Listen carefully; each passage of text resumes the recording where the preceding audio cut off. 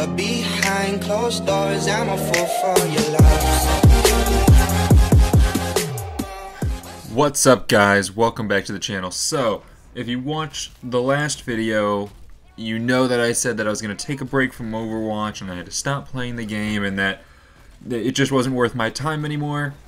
Well, I lied, you know, with all my friends still playing the game and everyone still getting on every night and us kind of having that competitive gene in us that just can't allow us to stop losing. Well, I've continued to play, and I've essentially played every night for a few hours, so I haven't actually slowed down at all. And to commemorate that little lie that I decided to tell, and because I love Overwatch despite how angry it makes me, I decided to put together a top 5 list of things that I would like to see change, or things that I'd like to see added in the game. I'm tired of being the negative guy, I'm tired of complaining about smurfing and complaining about all this stuff. I just want to put out some good, positive content right now, and that's what I aim to do with this list. So, without further ado, let's get into my top 5 list. The first change that I think, not just I would like to see, but a lot of the people in the community would like to see, is a Winston change. Winston, to me, is just a very interesting tank, because he can be game-changing, but he can also be nearly worthless at some points at the same time. I've had games where I've gone off as Winston and just totally messed up the back lines, and I've had games where I literally get like 2-shot every time and I have to switch.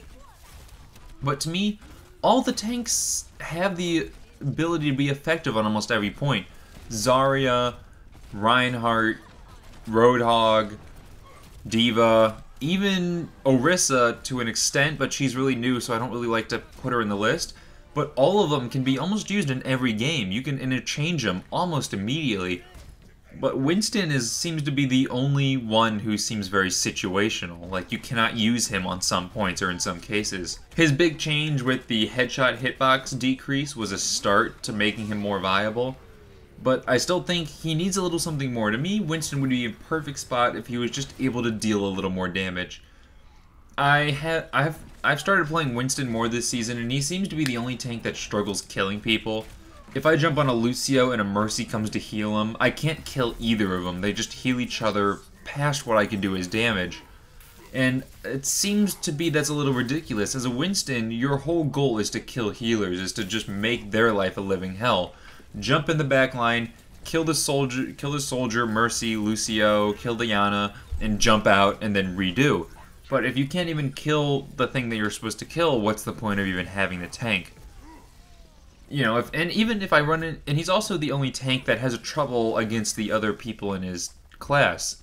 If I run into a Hog or any other tank, I'm essentially dead. Soldier, Reaper, Tracer, Mei, all are really able to take me out without much struggle. Winston's almost only good against squishy characters. So I just think if you had the slightest damage increase, then Winston players wouldn't have to sit on a Lucio for the duration of really 30 seconds while the entire team tries to kill him. If he was able to get in and get out quicker, he would be so much more viable. It would help him against all the other characters that have a little more health than those healers do. He is so close to being an amazing tank, and I just really want him to become that off tank that people just love to play. Because he is so fun to play. He is ridiculously fun. And I apologize for the next name on this list since he's on the list all the time. Junkrat, but you know, I play a lot of them, so I'm going to have a lot of opinions on Junkrat. For me, I'm really happy that he's been getting the love that he has from Blizzard. He just got his little buff and they put him as an April Fool's joke, which I was disappointed about, but I'm still kind of happy that they didn't go through with it because I was very iffy about whatever their April Fool's prank was. But the first thing that Junkrat needs is he needs a change to his ult. Essentially, if a butterfly even so much as sneezes on his tire, the entire thing disappears. The giant armor-coated tire that Junkrat has created himself, filled with TNT or C4 or whatever, just disappears. And I think it's just a little bit ridiculous that it's so fragile. And I've narrowed it down to that they should do one or two things to make it decent again. Not even a great ult, just a decent ult. either make it explode no matter what, which essentially means that, you know, you shoot the tire at this point. If you kill it to 100 health, it's just gone. It almost disappears into thin air and nothing happens. I say if you kill it, make it explode no matter what. And I think it would be pretty cool and it would be pretty fair, because that means if they kill it outside of the point where they are not, you know, occupying that space, then the tire explodes and does no damage to your team. If Junkrat's able to get it into the point and get it within, you know, a millimeter of you, and you kill it, I think it should explode and, you know, do whatever damage it does. I don't see any reason why it would just kind of disappear into thin air, because that's not how explosives work. My compromise to that is giving the tire just 50 more health. In that case, still skilled players, Hanzo, McCree, even a Widow would be able to take out the tire relatively easily. If a Reinhardt hits it with a Fire Strike, something that's skilled.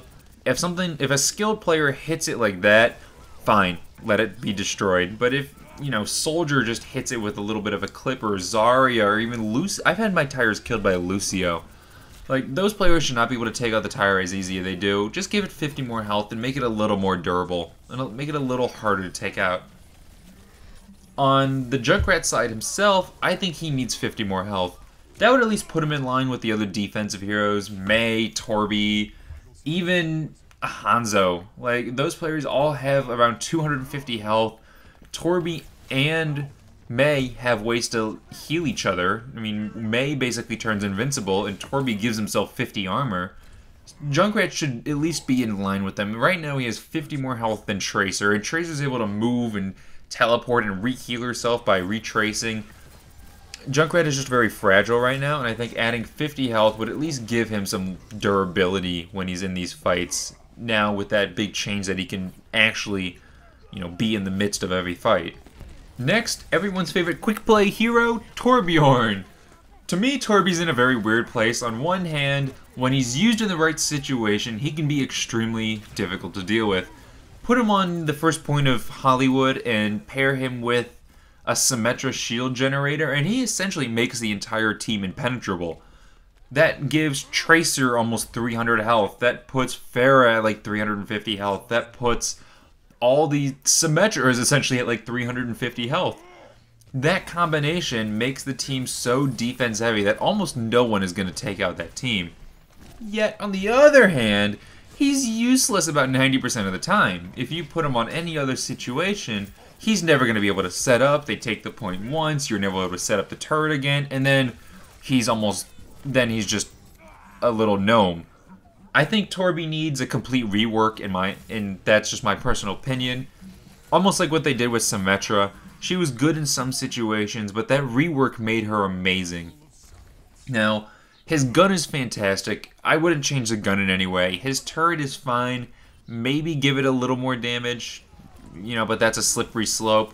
But there's something that can be added to his kit to make him a more playable character. Because if he can't set up his turret, then he's completely useless. Give him something in his kit that aids in that. So if he can't set up his turret, it still makes him more useful. It still gives him an advantage in some way.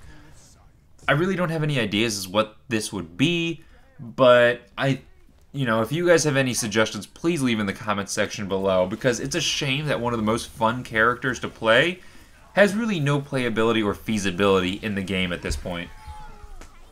Next, I would really like to see a nerf to the Pharah combo. I don't know if it's just me being on console, but I have the hardest time just doing any damage to the Pharah combo. I know PC has had its own issues with it, but console is just a whole nother thing. In Throwback to April Fools, where Blizzard actually teased us with the nerf that would hopefully spell an end for the Pharah tirade, and then went back on it, and I essentially was sitting here crying, thinking like, oh no, the game's still gonna be so hard. And you know, joking aside, this combo is just really painful on console because there's almost no stopping it. I believe I can fly. I believe I can touch the sky. It's hard enough to take out a Pharah as is. And then, if you have a good enough Pharah, you literally have to build a team around destroying this one player. A soldier just doesn't do it. We've tried it, and the soldier's just not able to put enough consistent damage down when Pharah can just pop up, do damage, and then pop down and get healed as soon as she's, you know, taking damage. You essentially need a McCree, a soldier, and a Zenyatta all shooting at her at the same time, and then maybe a Winston in the backline jumping straight up in the air to try to get any of that electrical damage on her.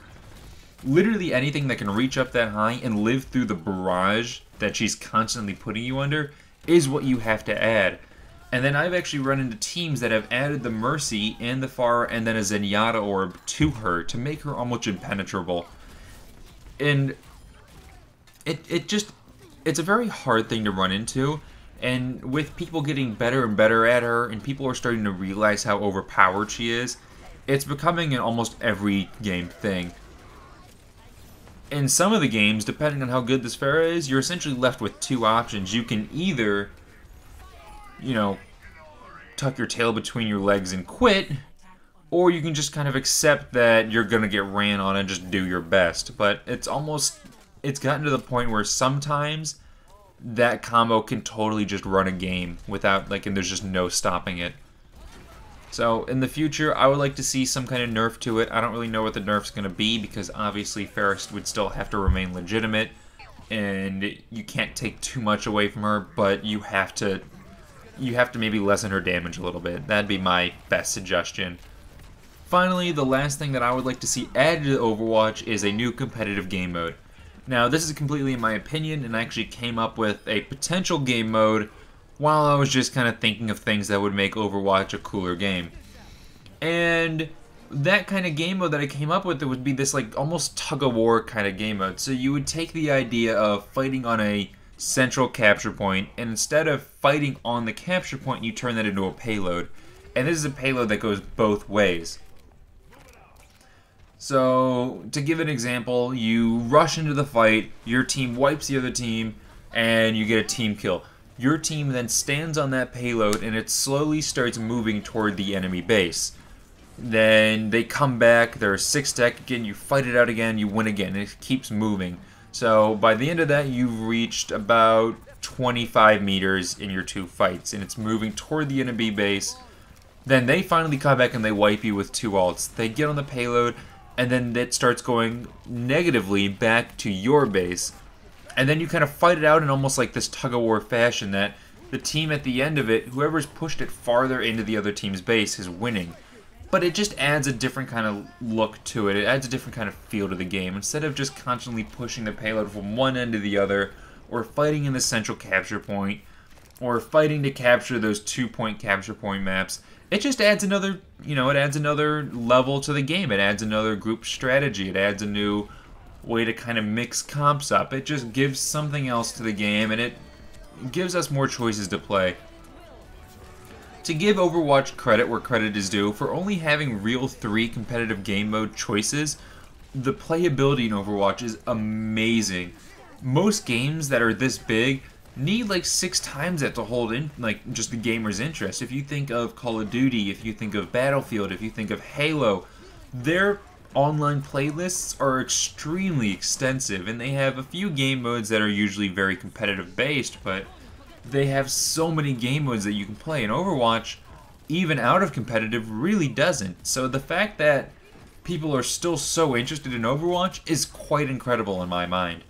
But just adding one more choice of a game mode would just add a lot of fun, and it would add something new that we could just enjoy, and it would add just a little, it would leave a good taste in my mouth. As weird as that sounds. That sounds really weird. But that's my top 5 list. Let me know what you guys think of it. If I'm completely stupid and I'm just off on every track here, let me know in the comment section below. I'd love to have a good laugh about how bad I am at kind of figuring this out. But if you like what I have to say and you think I had some legitimate points, give this a like and please subscribe to our channel. It helps us out a lot. As always, stay achieving, and we will see you at the next video.